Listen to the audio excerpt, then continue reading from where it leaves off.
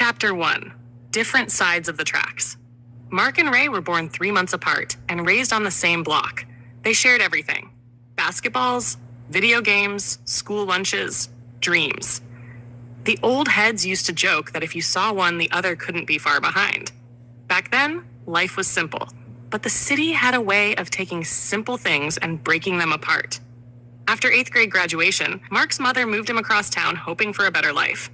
Ray stayed behind. Mark enrolled at MOK High. Ray went to Easy High. That was the beginning of the end. Chapter 2. The Streets Raised Them. MOK High was survival of the fittest.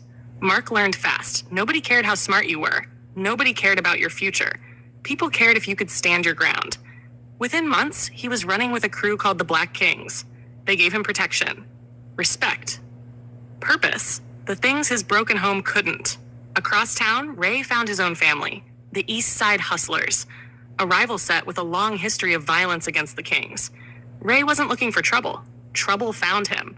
A fight turned into a friendship. A friendship turned into loyalty. Loyalty turned into colors. Before long, he was one of them. Neither knew where the other ended up. And if they did, it probably wouldn't have mattered. The streets had already begun rewriting their story. Chapter 3, First Blood. At 16, they crossed paths again. A gas station. A summer night. 2 groups. 2 neighborhoods. 2 different colors. Mark spotted Ray first. The world seemed to stop. For a second, he saw his best friend. Then he saw the gang colors. The enemy. Ray saw the same thing. Neither smiled. Neither spoke. Their crews exchanged threats before eventually leaving, but everyone noticed. The next day, word spread. The old childhood friends were on opposite sides. Now everybody was watching. Chapter 4. Loyalty Costs. As years passed, the violence escalated. Shootings, robberies, funerals, retaliation. The cycle never ended. Mark became one of the King's top enforcers. Ray became a respected hustler lieutenant. Both earned reputations. Both earned enemies, and every year they drifted further from the boys they once were. One night, Mark got a call. One of his younger cousins had been shot. The rumor was the shooter had ties to the hustlers. Mark wanted revenge. The Kings wanted war. Nobody bothered checking if the rumor was true. On the streets, rumors become facts overnight. Chapter 5, War.